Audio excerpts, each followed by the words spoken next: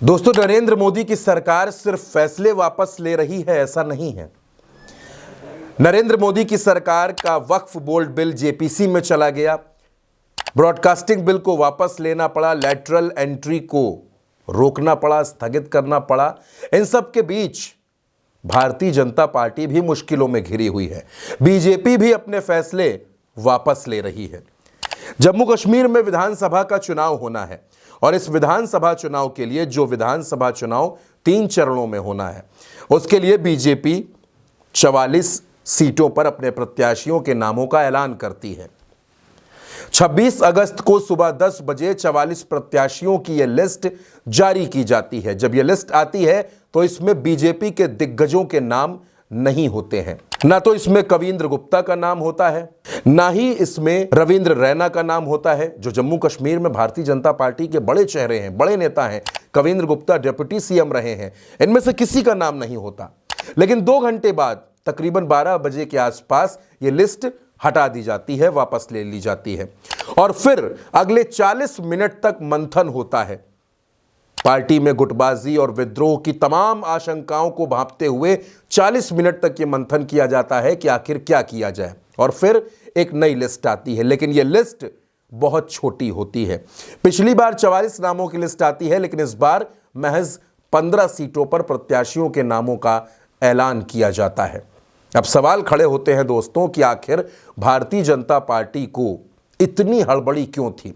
आखिर क्यों 44 सीटों पर पहले नाम जारी कर दिए गए, फिर 2 घंटे बाद वो नाम वापस लिए जाते हैं और फिर 40 मिनट मंथन करने के बाद 15 सीटों पर प्रत्याशियों के नाम का ऐलान कर दिया जाता है? आखिर इतनी फजीहत कैसे हो रही है? क्या बीजेपी ने टिकट देने से पहले होमवर्क नहीं किया था? वो बीजेपी जो टिकट देने में तरह तरह के पहलू देखती है, प्रत्याशी के बारे में ठोक बजाकर प्रत्याशी उतारती है, पता कर लेती है, तमाम तरह की स्क्रीनिंग्स होती हैं, ब्लॉक से लेकर दिल्ली तक। इतनी स्क्रीनिंग से गुजरने के बाद किसी शख्स को टिकट दिया जाता है। लेकिन जब टिकट की सूची सामने आ जाती है तो उसके बाद बवाल बढ़ जाता है और बवाल बढ़ते ही बीजेपी उस लिस्ट को वापस ले लेती है।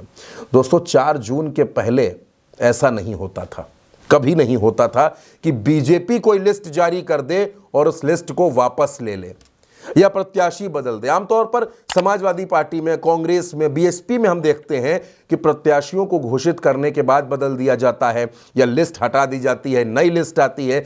लेकिन बीजेपी तो कभी ऐसा करती ही नहीं थी। पिछले 10 सालों में जो लिस्ट दिल्ली ने जारी कर दी वो अंतिम होती थी। किसी को पार्टी छोड़कर जाना है तो जाए, किसी को नाराजगी जतानी है तो जताए, विद्रोह करना है तो करे। लेकिन भारतीय जनता पार्टी में वो लिस्ट अंतिम सच बन जाती थी, आखिरी सच बन जाती थी और उसको नजरअंदाज कर पाना, उस लिस्ट पर सवाल खड़े कर पाना बड़े बड़े नेताओं की ये हिम्मत नहीं होती थी। लेकिन आज भारतीय जनता पार्टी में एक लिस्ट आती है और वो लिस्ट फौरन वापस हो जाती है और उसके बाद फिर एक नई लिस्ट आती है। दोस्तों, दरअसल 4 जून को जब से बीजेपी 240 रह गई, जब से 240 सीटों पर अटक गई है, तब से भारतीय जनता पार्टी को न जाने क्या हो गया है। चाहे वो केंद्र सरकार हो या भाजपा का संगठन, अजीब अजीब से फैसले हो रहे हैं, अपने ही फैसलों से पलटा जा रहा है। बीजेपी 1 कदम आगे बढ़ती है तो 4 कदम पीछे चली जाती है। महाराष्ट्र का झगड़ा नहीं सुलट रहा, झारखंड का झगड़ा नहीं सुलट रहा, हरियाणा में तो कह रही है कि चुनाव में डेटों में बदलाव कर दीजिए। यानी कि चारों तरफ से एक ऐसा डर का माहौल भारतीय जनता पार्टी के सामने खड़ा हो गया है कि अब तो प्रत्याशी बदलने की नौबत आ गई, लिस्ट वापस लेने की नौबत आ गई है। 4 जून के बाद से भारतीय जनता पार्टी का समय दोस्तों बहुत बदल गया।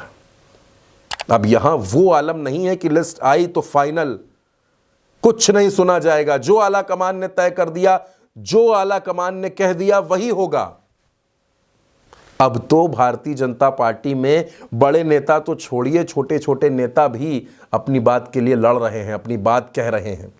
और जम्मू कश्मीर, वो जम्मू कश्मीर जहां बीजेपी चुनाव कराने के लिए बेहद परेशान थी और अब चुनाव होने जा रहा है तो प्रत्याशियों में, नेताओं में सिर फुटौल है।